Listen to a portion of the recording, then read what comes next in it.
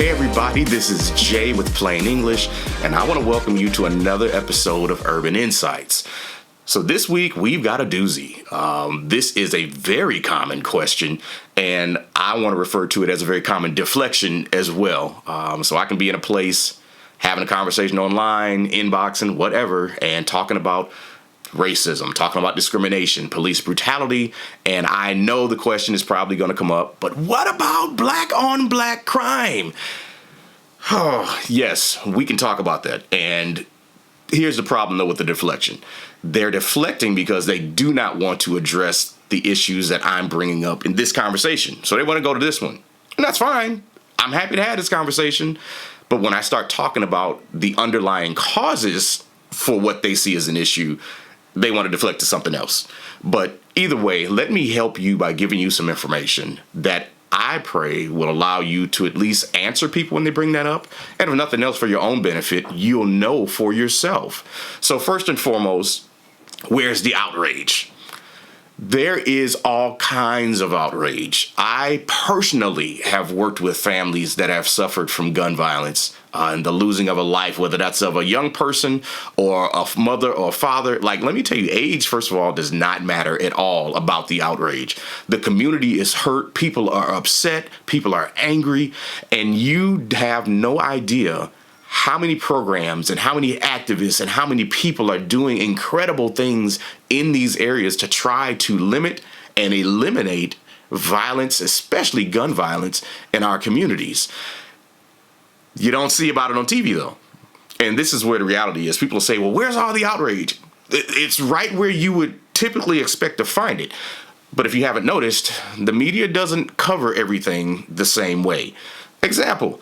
You can have 500 people that look like me marching peacefully for, I don't know, 113 days. Nothing. No coverage, no media, nothing to see here. Let one of us light a trash can on fire.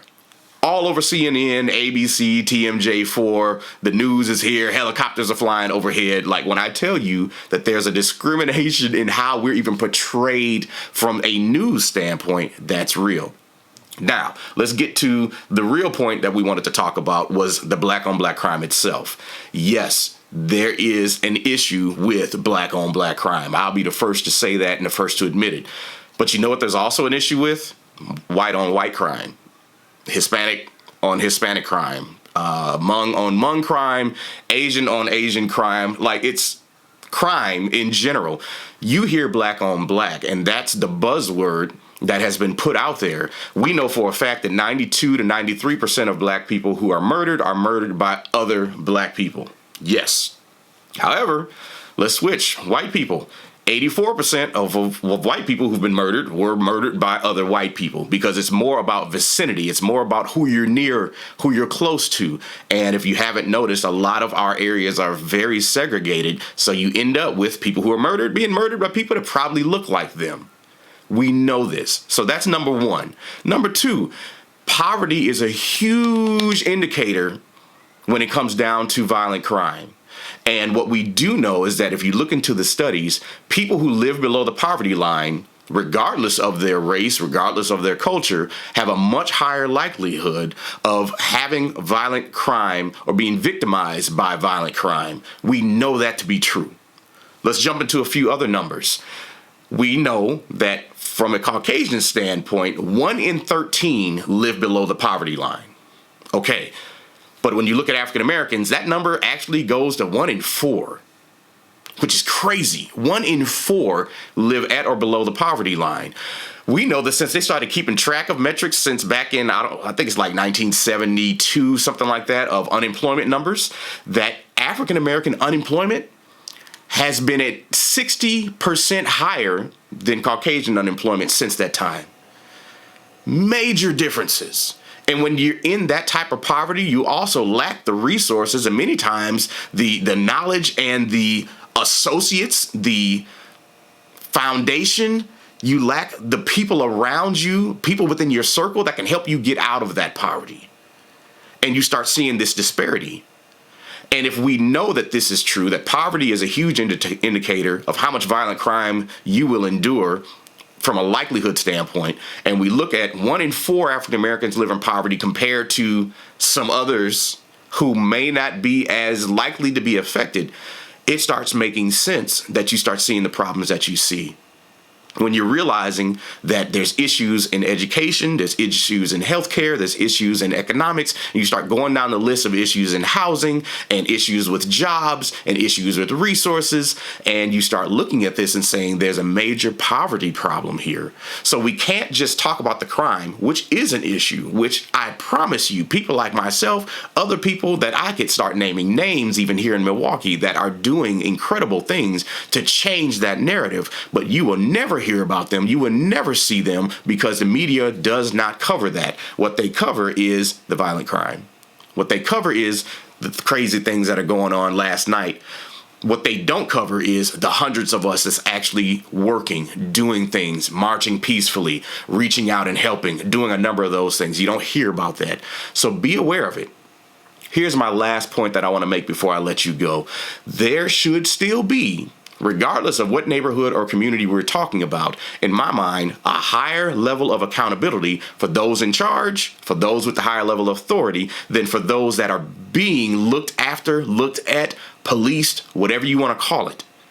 Give you an example. High school. Everybody knows at some point in time you probably had a fight. Whether you was old enough to meet by the tree or it happened in the lunchroom or whatever. But if 2 freshmen get into an altercation, which happened at my school, there's a fight that happens. You know what? They deserve whatever consequences come to them. They deserve suspension. Sometimes that was expulsion, depending on the school rules. It's what it is. We're going to talk it out. We're going to work it out. We're going to figure it out. If it was bad enough, we may have to have charges pressed. I get it. That's understandable. But it's a little different if you have a freshman getting into an altercation and a fist fight with a teacher. Now we're looking at that a little differently. We're looking at an adult who is responsible for the kids in that class, the people in that lunchroom, whatever that might be. And there is a different level of consequences now that should come into effect if this is a teacher fighting a student. I look at that very differently. I hope you understand what I'm saying. Is the fight right? No. Even if it is 2 freshmen, even if it is 2 kids, even if it is 2 people out on the street, they should endure whatever consequences should come. If that's going to jail, and I promise you, black on black crime, if I go out and kill somebody, I guarantee you they're going to come find me and I'm going to be in jail tomorrow. They're going to put the books on top of me and then bury me underneath the jail. Typically, people that look like me get 20% longer sentences. Oh, we're going. But the issue we have is when we talk about injustice, because see, justice is served over here. You kill somebody on this block, the police are coming, they're going to arrest you, and you are going to jail. The end. Injustice is where someone over here does the same thing that these people would have went to jail for, but now it's justified. That's different. You know, well, he feared for his life. We got to be careful. Those, in my mind, are very different things. Are there justifiable actions? Absolutely. But what we have seen are things that are not justifiable. And I'm not going into specifics. I'm not going to start naming names and going down the list. We know what some of those are. We've seen videos of some of those things. And what I'm saying is not that all police are wrong or that this is something that we need to abolish the whole thing. For me personally, I'm saying if you make bad decisions, you should, whether on this side or that side, pay the proper penalty. That's it. That's all. If you make bad decisions, if you continue and we see that there's a pattern here, there's a level of consequences you should endure that actually, because of who you are and the accountability and the responsibility that you have, should be higher and even more severe than what we're seeing for those over here. I hope that makes sense. I hope that helps out a bit. But remember, poverty plays a big role in these things. So before we want to jump into black on black crime, make sure that we're also ready to talk about poverty and how that plays a role in the crime that we're out here trying to fight against.